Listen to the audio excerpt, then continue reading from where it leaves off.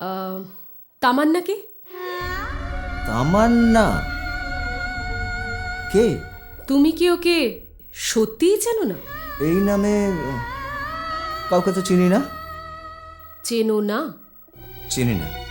সত্যি? বললাম না চিনি না। তাহলে এনাকেও নিশ্চয়ই চেনো না।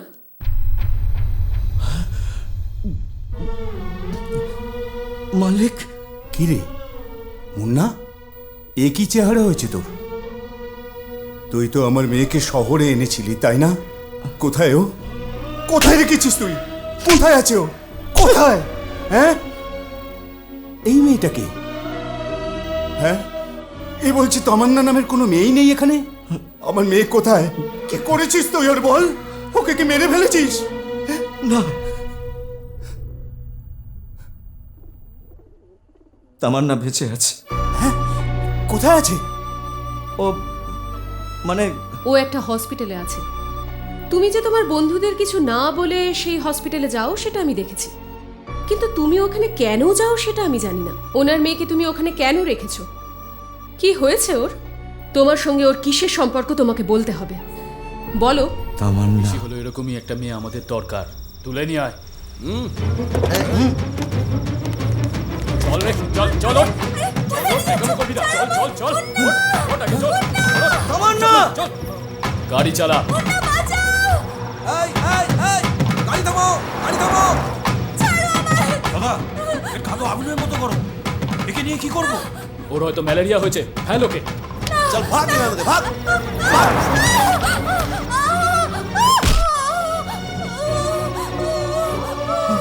তামান্না এই এই এই এই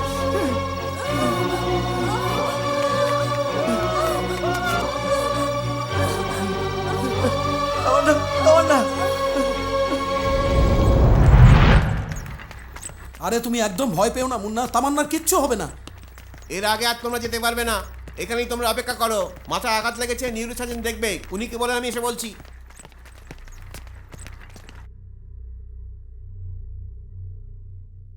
blood test, x-ray, ECG, MRI scan, deposit আর রুম রেন্ট সব মিলিয়ে 40,000 টাকা হবে, ডাক্তারবাবু বললেন।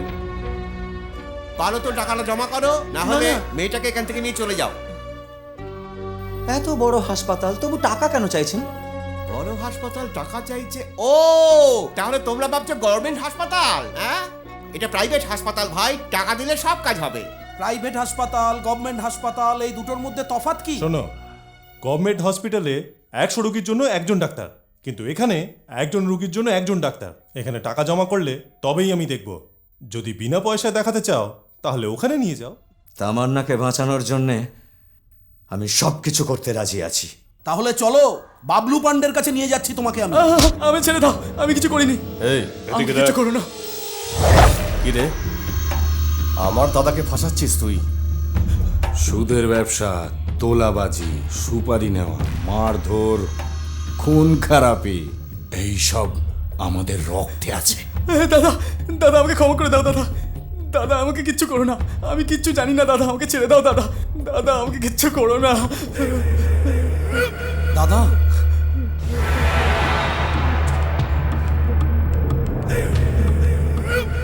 কিরে পকেট মার, তুই ওকে দেখিয়ে দিয়েছিস বলে কি তুই ভাবছিস তোর কাজ শেষ? দাদা এই লোকটাই তো আমাকে বাঁচিয়েছে। একে আপনি ওকে কমজোরি ভাববেন না, আপনার 10 জন লোকের সমানও একা। এখন ওর 40,000 টাকার দরকার, টাকা দিয়ে ওকে দলে নিয়ে নিন। আপনি ওকে যে কাজই দিন না কেন ও সে কাজ করেই ফিরবে। যা বলবো তাই করবি তো? টাকা পেলে সব করব। কাজ করার পর দেবো, আগে না দিলে করবি না? বলুন কি করতে হবে? এই তলোয়ারটা দে তো। ওরে বাবা রে, শেষ করে দে ওকে। দাদা আমাকে ছেড়ে দিন দাদা। না দাদা, দুধ খাওয়া বাচ্চাকে তুই বাবলু পান্ডের কাছে নিয়ে এসেছিস? হ্যাঁ? দে, আমাকে মেরে দে ওকে। এখন দেখ মারধর খুন খারাপি কাকে বলে। তুই ভয় পেয়ে যাবি, চোখ বন্ধ কর। আমাকে মারবে।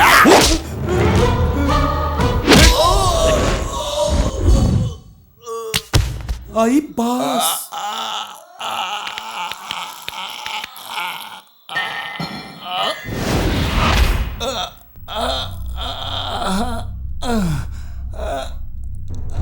হাতিয়ার, আমার হাত দুটোই আমার হাতিয়ার।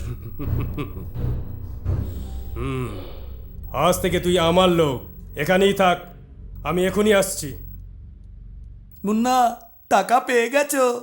তুমি যদি কাজটা করতে পারবে জানতাম, তাহলে আমি কমিশনটা চেয়ে নিতাম। এই নিন 40,000 টাকা। ডাক্তারবাবু, আপনি তামান্নাকে যেভাবে হোক বাঁচিয়ে দিন।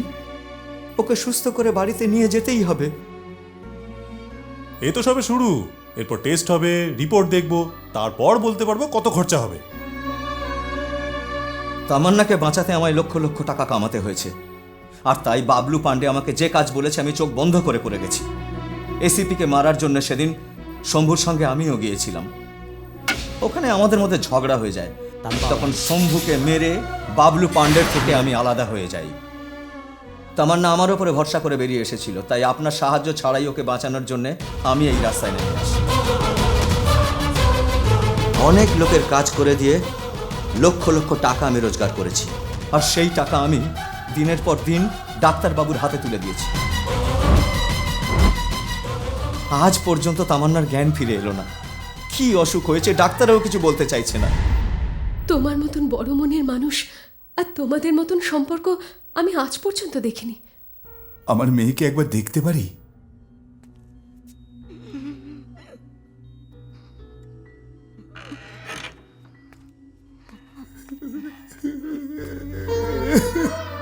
মা, তামান্না, আমাকে ক্ষমা করে দে মা, আমাকে ক্ষমা করে দে। আমি নিজের সুখের জন্য ওই বদ মেয়েটার কথা শুনে ওর উপরে ভরসা করে তাদের দুজনকে ভুল বুঝেছি মা। তার বদলে আমাকে ধোকা দিয়ে আমার সব টাকা পয়সা নিয়ে আমাকে ছেড়ে চলে গেছে মা। মা, মা, আমাকে তুই ছেড়ে চলে যাস না মা, আমাকে ছেড়ে চলে যাস না মালিক। এমন কথা বলবেন না মালিক। যদি আমার প্রাণও চলে যায় তবু তামান্নাকে আমি সুস্থ করে তুলব। যে অবস্থায় ও আমার সঙ্গে চলে এসেছিল ঠিক সেই অবস্থায় আমি আপনার কাছে ফেরত দেবো ওকে। তামান্নাকে সুস্থ করবই মালিক। বাট তোমার কথা শুনে এটাই আমার মনে হচ্ছে যে মুন্নার জীবনের একমাত্র লক্ষ্য হচ্ছে সেই মেয়েটি, তাই তো? 6 মাসের মধ্যে হসপিটালে ও অগুন্তি টাকা খরচ করে ফেলেছে হয়তো, বাট ইট অল ওয়েস্ট। আমার মনে হচ্ছে ওকে কেউ এক্সপ্লয়েট করছে। একদিন অসুস্থ তামান্না রাস্তায় রাত্রেবেলা বসেছিল, কেউ তাকে কিডন্যাপ করার চেষ্টা করে। ওই ঘটনার দরুন ওর মাথায় একটা আঘাত লাগে। আমার মনে হয় এই কাজটা গোবিন্দ করে থাকতে পারে। তাহলে গোবিন্দর বাবার মৃত্যুর সঙ্গে মুন্নার কোনো সম্পর্ক নেই, মানে ওনার মৃত্যু অন্য কারোর হাতে হয়েছে। কি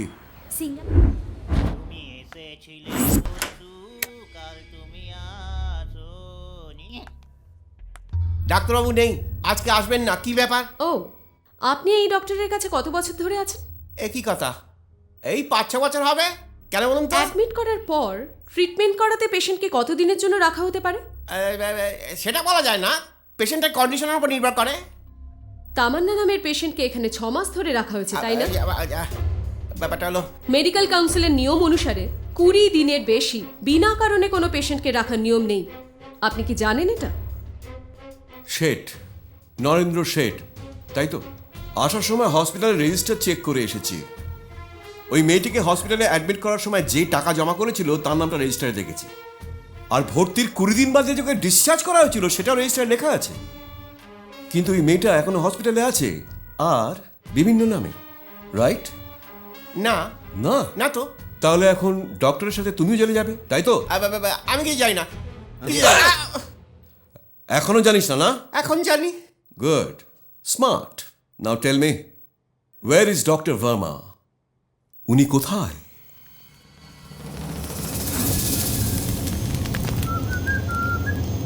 আরে আরে আরে, আমার গাড়িতে আগুন লেগে গেছে, এই গাড়িতে আগুন লেগে গেছে। কি সর্বনাশ হয়ে গেল, এই গাড়িতে আগুন লেগে গেছে। আরে এটা কি হলো?